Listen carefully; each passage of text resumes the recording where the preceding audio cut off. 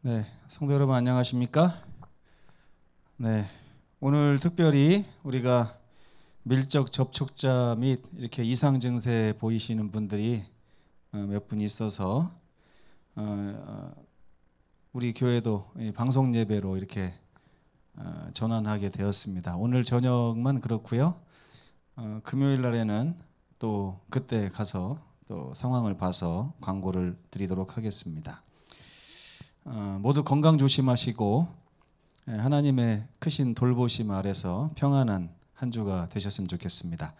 특별히 이번 주는 한국연합회 또 대총회에서부터 이 우크라이나의 전쟁이 속히 맞춰지기를 위한 기도의 한 주입니다. 그래서 우리 모든 성도들이 동참해 주시고, 그리고 지금 유럽 지회는 이번 주 내내 금식하면서 기도하고 있습니다. 혹시 금식에 동참하실 분들은 이 안식일 아침에 좀 금식에 동참하셔서 함께 그들을 위해서 기도해 주시면 좋겠습니다.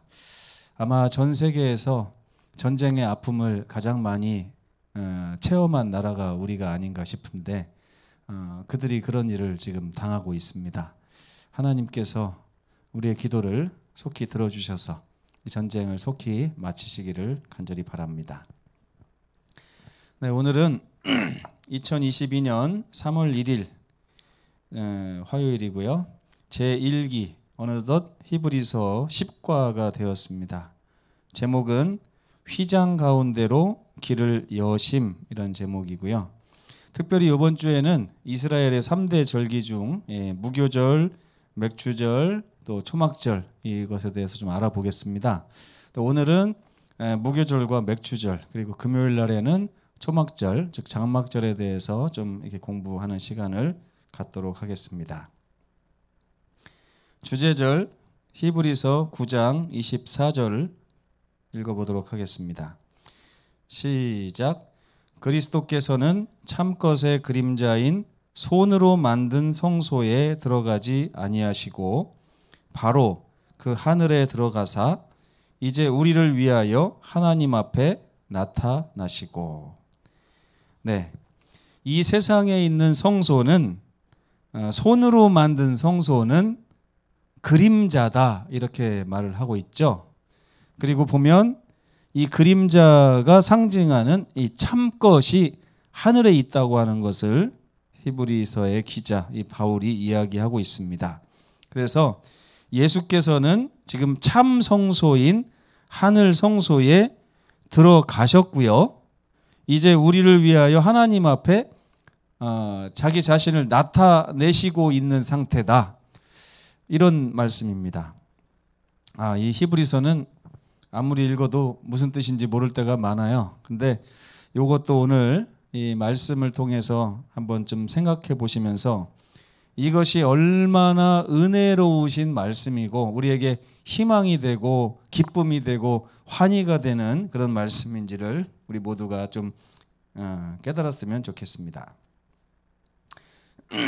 깨닫기, 느끼기, 행하기 있는 말씀을 보겠습니다. 깨닫기. 예수님께서 승천하셔서 하나님 앞에 서 계심으로 우리에게 뭐가 열렸다고요? 새로운 살 길이 열렸대요. 여기 보니까 예수님의 승천이, 그리고 승천하신 후에 하나님 앞에 지금 서 계시다는 것 자체가 뭘 상징하고 뭘 알려주냐면 우리에게 새로운 살 길이 열렸다는 것을 나타내고 상징하고 알려준다는 것을 보여주고 있는 것입니다. 느끼기. 예수님을 통해 하나님의 영광을 바라보며 구원의 확실한 소망 가운데서 살 수 있게 됨을 감사한다. 여기 보니까 무엇을 느껴야 되냐면 예수님을 통해서 우리가 지금 하나님의 영광을 지금 바라볼 수 있다는 것입니다.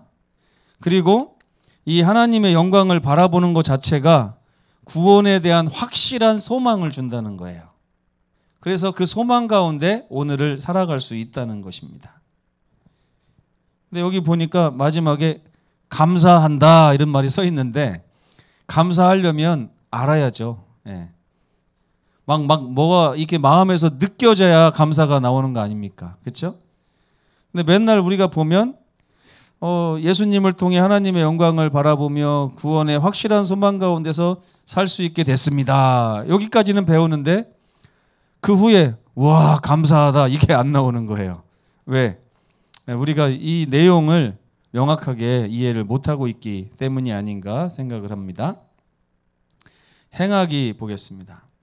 우리를 향한 하나님의 초청에 적극적으로 반응하여 담대히 하나님 앞으로 나아간다. 이번 주 교과를 통해서 하나님께서 지금도 우리를 초청하고 계시며 예수님의 승천으로 인해서 죽음과 승천을 통해서 우리가 하나님 앞에 담대히 나아갈 수 있는 길이 열렸기 때문에 그 앞으로 나아가는 성도의 삶을 살자. 이것이 결론인 것이죠. 이번 주 말씀을 통해서 정말 실제로 말로만 그러는 게 아니라 하나님 앞으로 날마다 담대히 나아가는 기쁨 가운데 사시면 정말 좋겠습니다. 히브리서는 참 어려운 책인 것 같아요. 저도 요즘에 말씀 준비하면서 언제 끝나나 이 히브리서가 이런 생각을 많이 합니다. 이제 오늘 10과니까 3주만 더 고생하면 되는 것 같은데 이 다음 기는 뭔가요? 다음 기 내용이 잘 안 나오는 것 같아요. 이제는 이 다음 기는 좀 쉬운 것이 좀 나왔으면 좋겠다는 생각이 듭니다. 이 히브리서가 우리에게 꼭 필요한 내용이기도 하지만 이렇게 살펴보면 어려워요. 그래서 이번 교과는 여러분들이 방송을 2번, 3번 이렇게 보셔야만 이해를 할 수 있고요. 저도 이게 계속해서 설교하고 또 설교하고 하면서 점점 알아져 가는 것도 있습니다. 그래서 꼭 빼놓지 말고 잘 시청하시고 참여해 주시면 좋겠습니다. 이 히브리서 신학의 이 중심은 예수님의 승천에 맞춰져 있다고 합니다. 예수님의 죽음도 중요하지만 이 히브리서 신학은 죽음을 지나서 예수님의 승천에 맞춰져 있다는 거예요. 여러분 생각을 해보세요. 제자들이 예수님이 십자가에서 달려 돌아가셨을 때가 가장 그들의 인생의 하이라이트였을까요? 아니면 예수께서 감람산에서 그들이 보는 앞에서 하늘로 승천하는 것을 볼 때가 가장 그들의 인생에서 하이라이트였을까요? 언제가 더 기뻤을 것 같습니까? 아마 이 제자들은 예수님이 돌아가실 때 아마 세상을 다 잃어버린 것과 같은 그런 느낌을 받았을 거예요. 인생에서 가장 암울한 날 중 하나였지 않을까 싶습니다. 그러나 반대로 이제 40일 후에 예수님이 승천하실 때는 그들이 그 감람산에서 물론 예수님이 떠나가시기 때문에 아쉬움도 있었고 참 그것 때문에 약간 마음에 부담도 있었을 줄로 알지만 그들이 감람산을 내려올 때는 기쁨과 환희에 가득 차서 내려왔다고 그랬어요. 그러니까 사실 우리가 예수님의 십자가에 초점을 맞춰야 됩니까? 예수님의 승천에 더 초점을 맞춰야 됩니까? 그러면 십자가도 물론 중요하지만 우리의 신앙이 우리 인생에서 가장 암울했던 날에 이렇게 초점을 맞춰서는 행복을 영위할 수 없겠죠? 제자들처럼 인생에서 가장 소망이 부풀고 가장 기쁨과 환희가 빛났던 그 감람산에 예수님의 승천하신 그 곳에 우리 신앙의 초점을 맞추는 것이 가장 바람직한 것이 아닌가 이렇게 생각을 해봅니다. 예수님의 승천은 새로운 시작을 알리고 있습니다.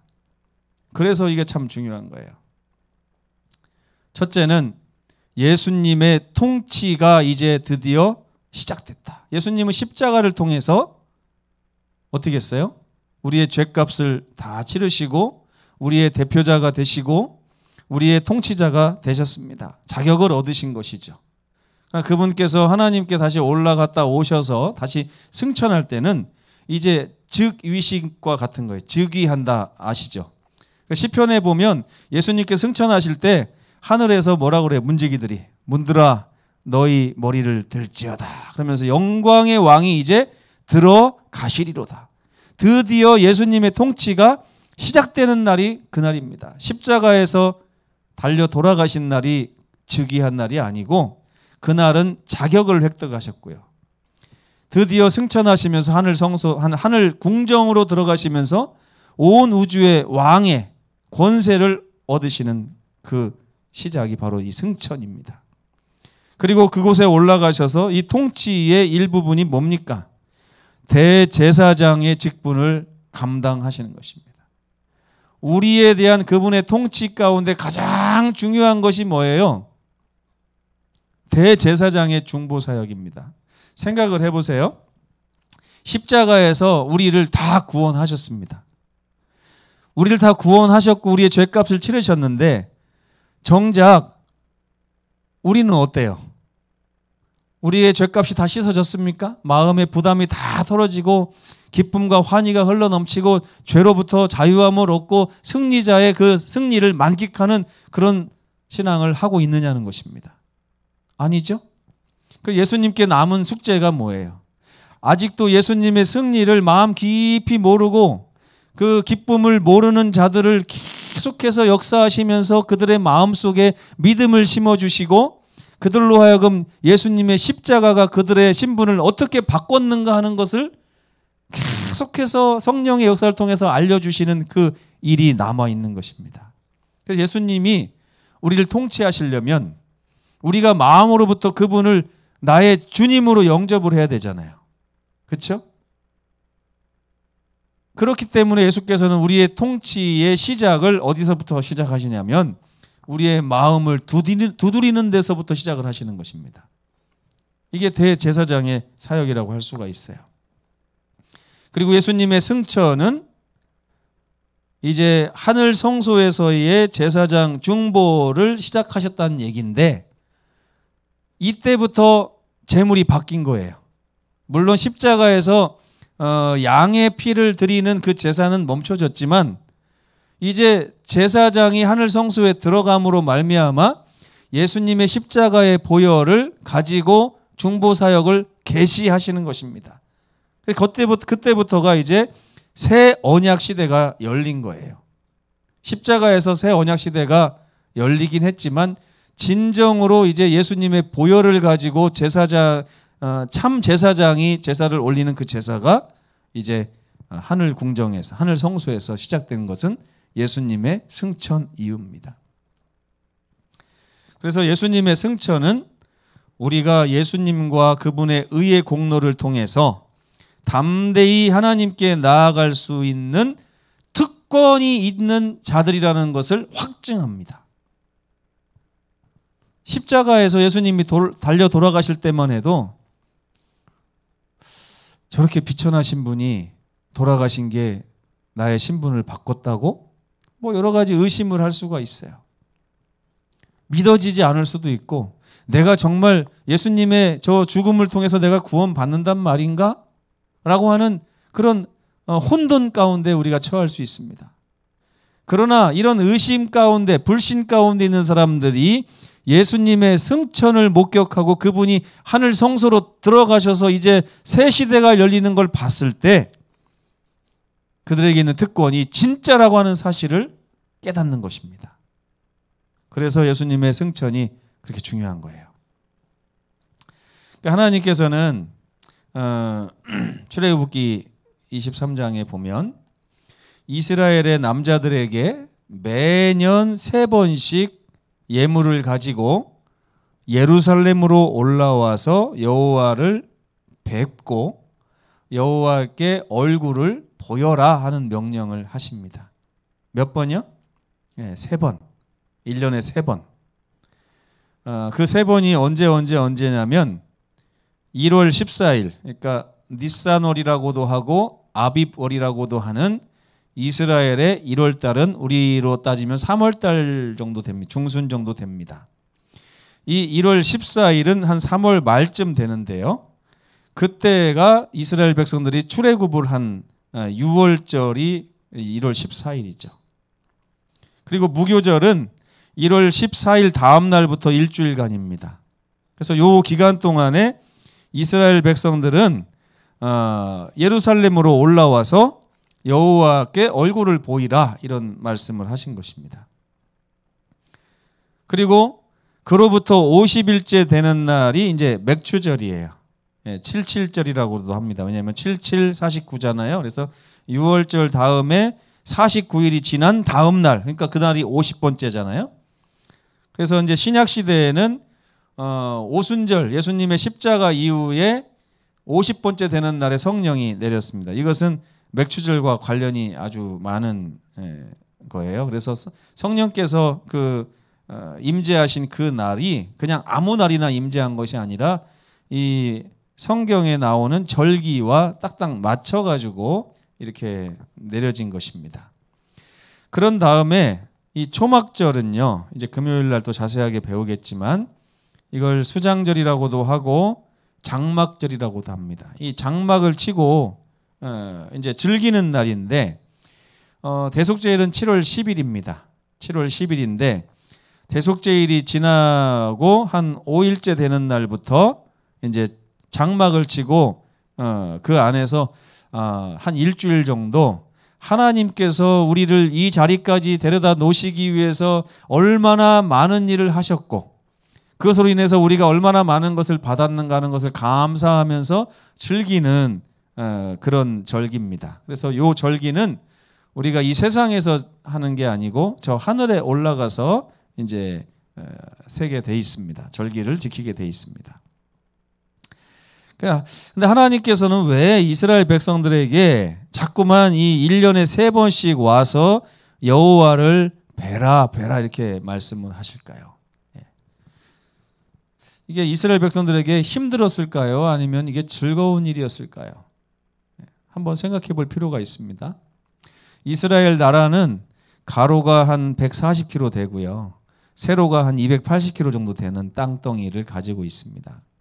그 중간에 약 3분의 1 지점에 예루살렘이 위치해 있기 때문에 한국으로 따지면 뭐 한 대구 정도, 대구나 아니면은 어디라고 할까요? 뭐 하면 그 근처, 아니 왼쪽으로 뭐 전주나 무주 이쪽에 예루살렘이 있고 모든 한국의 국민들이 1년에 3번씩 이곳에 모여서 하나님께 얼굴을 보여라. 이제 이런 얘기가 됩니다.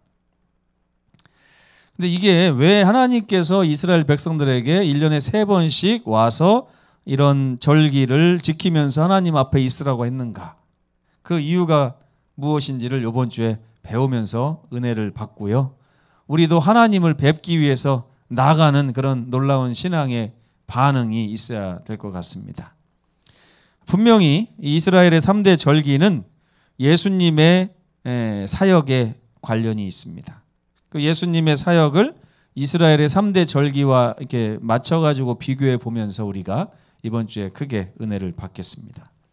첫 번째, 이 무교절은 예수님의 죽음을 나타냅니다. 이 무교절의 시작이 6월절이죠. 6월절에 어떤 일이 있었습니까? 각 집에 장자가 죽게 되었을 때 양을 잡아서 자기 집 문 앞에서 양을 잡아요. 양을 잡으면 양의 피가 당연히 그 문지방에 묻겠죠. 문지방에 묻고 나면 그 양의 피를 가지고 이제 문 임방과 문 좌우 설주에다가 이렇게 칠하면 사각형이 완성이 됩니다. 그러니까 내 집에 들어오는 입구에다가 양의 피를 이렇게 칠하는 거예요. 칠하면서 그 피를 볼 때 하나님께서 멸망시키는 천사의 칼이 그 집을 넘어가도록 하셨다 해가지고 6월절이죠. 그래서 6월절은 이스라엘 백성들에게는 아주 기쁜 날입니다. 왜? 장자의 죽음을 면했고 애굽의 고통스러운 나날들을 멈추고 이제 이끌림을 받아서 출애굽을 했기 때문에 그렇습니다. 그래서 출애굽을 하고 난 다음에 우리 주님께서는 이 무교절을 지키라고 그랬어요. 이 무교절은 말 그대로 누룩이 없는 음식을 먹는 기간입니다. 왜? 여러분 빵을 만들다가 원래 이스트를 넣어야 됩니다. 그죠? 이스트를 넣어야 이 빵이 부풀잖아요. 빵 하나를 제대로 만들려면 굉장한 정성이 필요하죠. 그런데 하나님께서는 이스라엘 백성들이 애굽에서 나올 때 빵에다가 누룩을 넣지 말고 만든 빵을 가지고 만들어서 먹고 나오라 그랬어요. 쓴나물과 함께. 그건 뭐냐면 애굽에서 나오는 일이 요리를 충분히 할 수 있을 만큼 시간이 넉넉한 시간이 아닐 뿐만 아니라 또 맛있는 음식을 즐기면서 나오는 게 아니라 쓴나물을 먹고 온다는 얘기는 나가는 것 자체가 결과적으로는 기쁜 일인지 모르지만 그 나가는 과정에 있어서 우리가 반드시 고통을 감내해야 될 일이 있다, 그런 뜻입니다. 그래서 이 무교절은 예수님의 죽음을 통해서 우리가 죄로부터 구원을 받되 아주 신속하게 뭔가 단맛을 느끼면서 구원을 받는 것이 아니라 쓴맛을 경험하면서 쓴맛을 감내하면서 우리가 어두운 데로부터 나와서 예수님의 밝은 빛 가운데로 오는 그것을 기념하는 것입니다. 근데 사실은 우리가 경험하고 있었던 이 어두움이라는 게 우리에게 늘 단맛을 줬잖아요. 근데 그 단맛을 포기하지 않으면 여기서 나올 수가 없는 것입니다. 오늘날 많은 사람들이 롯의 처와 같이 그 단맛을 잊지 못해서 되돌아보는 거예요. 근데 하나님께서 뭐라고 그랬어요? 되돌아보면 네가 소금 기둥이 될 것이다. 그래서 롯의 처가 되돌아보지 말았어야 되는데 그 단맛을 잊지 못해서 되돌아봤을 때 소금 기둥이 되었어요. 마찬가지로 이 유월절과 무교절은 예수님의 죽음을 보면서 우리의 구원이 그분의 죽음을 통해서 이루어졌고 우리는 이 그동안 단맛을 느끼던 세상으로부터 이제 떠나서 고난이 기다리고 있는 것과 같이 보이는 예수님의 밝은 빛 안으로 우리가 믿음을 가지고 전진해야 된다는 것을 나타내주는 절기라고 할 수가 있겠습니다. 이때는 보리를 수확하는 시기였고요. 그래서 그 무교절의 첫날에는 햇보리 한 단을 여호와 앞에 거제로 드렸습니다. 여러분 거제 배우셨죠? 거제가 뭐예요? 하나님께 들었다가 내리는 이런 제사가 거제입니다. 그래서 하나님께 드리고 하나님께서는 다시 우리에게 주신다는 거죠. 그래서 이게 순서가 있어요. 드리는 게 먼저고 우리가 온전히 하나님께 우리 자신을 맡기고 헌신하고 신뢰하면 그분께서 우리를 돌보신다. 마치 마태복음 6장 33절에 나오는 것과 같이 너희는 먼저 그의 나라와 그의 의를 구하면 이 모든 것을 너희에게 더해 주신다고 하는 하나님의 약속, 예수님의 약속이 이 햇보리 한 단의 거제 가운데 있습니다. 그리고 50일 후에는 다시 한번 또 드리게 돼 있어요. 근데 어쨌든 이렇게 유월절로 시작된 이 절기가 그리스도의 죽음으로 말미암아 죄인이 죄로부터 자유케 되는 것을 표상하고 있습니다. 그래서 우리는 예수님의 죽음을 묵상할 필요가 있어요. 그래서 예수님이 죽으심으로 말미암아 우리가 나음을 입고 우리가 죄로부터 자유함을 얻었는데 그것을 보면서 이사야 53장 5절에 있는 말씀도 묵상해 보시면 좋고요. 그러면서 이제 내 신분이 예수님의 은혜로 말미암아 이렇게 되었으니 이제 내 삶이 어디를 향해서 어떤 삶을 살 것인가 이렇게 한번 생각해 볼 필요도 있습니다.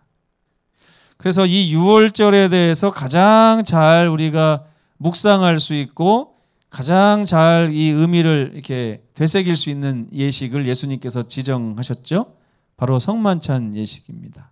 그래서 예수님의 살과 예수님의 피로 인해서 우리가 이제부터는 살아야 된다는 것을 알려주셨고 그걸 통해서 우리가 이제는 더 이상 어두운 데 거하는 세상 사람이 아니라 예수님으로 말미암아 값으로 산바되어 그분의 나라의 백성이 돼서 살아가는 증표라고 하는 것을 깨닫고 이제 그분의 나라의 백성으로서의 삶을 시작하는 것이 이 성찬식의 내포가 되어져 있습니다. 이게 바로 예수님의 죽음이고요. 그 다음에 두 번째, 그러니까 여러분 하나님께서 얼굴을 보이라고 하는 게 뭐예요? 얼굴을 보이라고 하는 뜻은 이 교과에 보면 하나님의 은혜를 입어라 이런 뜻입니다. 하나님의 은혜를 입어라. 예수님의 십자가의 죽음을 통해서 우리에게 베풀어 주신 하나님의 은혜를 우리가 외면하지 말고 하나님을 바라보면서 그 은혜를 받으라는 거예요. 그래서 무교절과 유월절에 예루살렘에 모여있던 이스라엘 백성들은 예수님의 죽음을 생각하면서 어린 양의 죽음을 생각하면서 애굽에서 나온 날을 기념하고 우리가 무엇을 바라보고 살아야 되는가? 그리고 하나님께서 어떤 그런 은혜로 우리를 독수리 날개로 업어가지고 우리를 애굽에서 이끌어내신 하나님의 은혜를 묵상해 보는 그런 귀한 시간을 가져야 되는 것입니다. 그래서 3번 중에 첫 번째는 바로 예수님의 죽음에 대해서 생각하며 은혜를 받으라는 메시지인 것 같습니다. 두 번째는 이제 보리를 드린 날로부터, 그러니까 1월 15일 무교절의 첫날부터 50일이 계수되어져서 50일째 되는 날이 맥추절입니다. 77절이라고도 합니다. 77에 49 그래가지고요. 그 다음에 신약에 와서는 이게 오순절이라고 이렇게 붙였는데 이거는 헬라 말이거든요. 근데 예수님 십자가 후에 50일째 되는 날에 성령이 내리셨잖아요. 그 성령이 내리신 날을 기념해서 오순절이라고 했는데 이 오순절에 성령이 내린 것과 6월절 후에 50일째 되는 날의 이 맥추절과는 아주 많은 연관이 있습니다. 유대인 전승에 의하면 이스라엘 백성들이 애굽을 나온 지 50일째 되는 날이 시내산에서 하나님과 계명을 받아서 언약을 맺은 날이에요. 가만히 생각해 보세요. 이스라엘 백성들이 애굽을 나왔는데 여전히 하나님과의 언약 관계가 없었어요. 그죠? 그냥 나오라고 해서 나왔을 뿐인데 애굽이 워낙 고통스러우니까 나온 것이죠. 근데 나온 거하고 하나님과의 언약 관계에 들어서 이제 언약 관계를 사는 거하고는 약간 좀 다르지 않겠습니까? 그래서 이 50일이 흐른 그날 하나님께로부터 십계명을 받고 이스라엘 백성들이 언약을 맺었던 것처럼 이 맥추절은 구원받은 백성들이 이제 십자가를 깨닫고 하나님의 계명을 받아들이고 하나님의 율법을 받아들이며 하나님과의 새로운 관계를 맺는 새 언약의 관계를 시작하는 그 기념의 날이 맥추절이라고 할 수가 있겠습니다. 그래서 하나님께서 이날도 예루살렘으로 와서 하나님께 얼굴을 보이라고 그랬어요. 얼굴을 보이라는 얘기는 무슨 말이라고 했습니까? 은혜를 받으라고 했죠. 그러니까 하나님께서 은혜를 주시는 날이에요. 이날도. 우리와 언약을 맺으시는 것입니다. 여러분 요한복음 1장 12절에 영접하는 자 곧 그 이름을 믿는 자들에게는 이런 말이 나오죠. 이게 바로 맥추절을 나타내고 오순절을 나타내는 것입니다. 왜요? 십자가에 대해서 듣고 마음에 떨림을 받고 찔림을 받고 마음의 결심을 한 사람이 예수님을 개인의 구주로 영접하여 그분과 언약 관계로 들어가는 것, 이걸 맥추절이라고 보시면 되겠습니다. 그래서 예수께서는 하나님 보좌 우편으로 가셨어요. 예.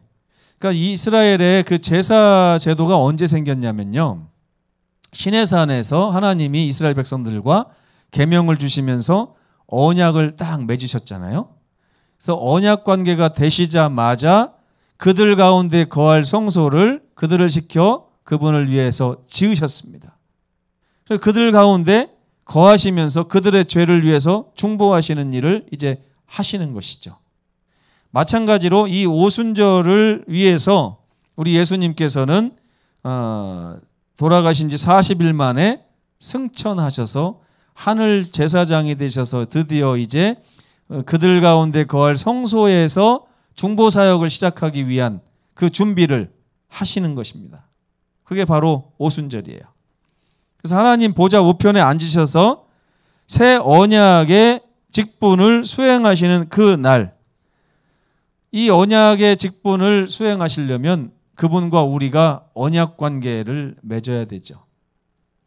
그래서 주님께서 우리의 대제사장이 되신 거예요. 우리의 통치자가 되시고 우리의 대제사장이 드디어 되신 것이 바로 이 예수님의 승천과 관련이 있다는 것입니다. 그래서 바울은요, 십자가도 십자가지만 이제 하나님과 예수님과 개인적으로 언약 관계에 들어간 많은 사람들에게 뭘 보여주길 원하냐면 예수께서 휘장 가운데 난 길을 통해서 하나님 보좌 우편에 가셔서 하나님과 옆에 앉아 계시다라고 얘기를 합니다. 그게 너무나 중요한 거예요. 우리와 새 언약 관계를 시작하신 주님께서 그 직분을 감당하시기 위해서 하늘 성소에 들어가셔서 드디어 통치자요 제사장으로서의 직분을 시작하신다. 이게 얼마나 중요한 거냐면 우리의 모든 문제가 다 해결된 것입니다. 이제 그리스도 안에 있게 된 거예요. 그동안에는 예수님의 십자가가 우리 마음 밖에 있었어요. 그러나 예수님의 십자가가 드디어 우리 마음에 들어왔고 예수께서 약속하신 성령을 우리 마음에 부으신 바 되었고 예수께서는 하늘 성소에서 우리를 위해서 중보 사역을 시작하신 그 놀라운 사건이 바로 예수님의 승천으로부터 시작됐다는 것입니다. 그래서 이 맥주절도 우리가 기념해야 될 아주 중요한 날이죠. 제자들이 그래서 예수님의 승천을 보고 와서 참 기쁨과 환희로 가득한 채 감람산에서 내려왔다 그랬어요. 그들이 기뻐한 이유를 제가 좀 정리해 봤습니다. 첫째는 그들의 주인이시고 그들의 친구 되시는 예수님께서 온 우주, 온 세상을 다스리는 자리로 올라가셨기 때문에 그렇습니다. 여러분 요즘에 대통령 하는데 혹시 그 후보들 중에 아는 분들 혹시 있습니까? 개인적으로? 없으세요? 네. 유명한 누군가를 안다는 것 참 이게 보통 일이 아닙니다. 그런데 여러분 생각해 보세요. 제자들이요. 그동안 3년 동안 따라다니고 친구처럼 지내고 그분의 자상함을 경험하고 물론 허름한 모습으로 사셨지만 날마다 바쁘게 그렇게 먹을 것도 없이 머리 둘 곳도 없이 그렇게 비천한 생애를 사셨지만 그들과 얼마나 친하게 지내셨습니까?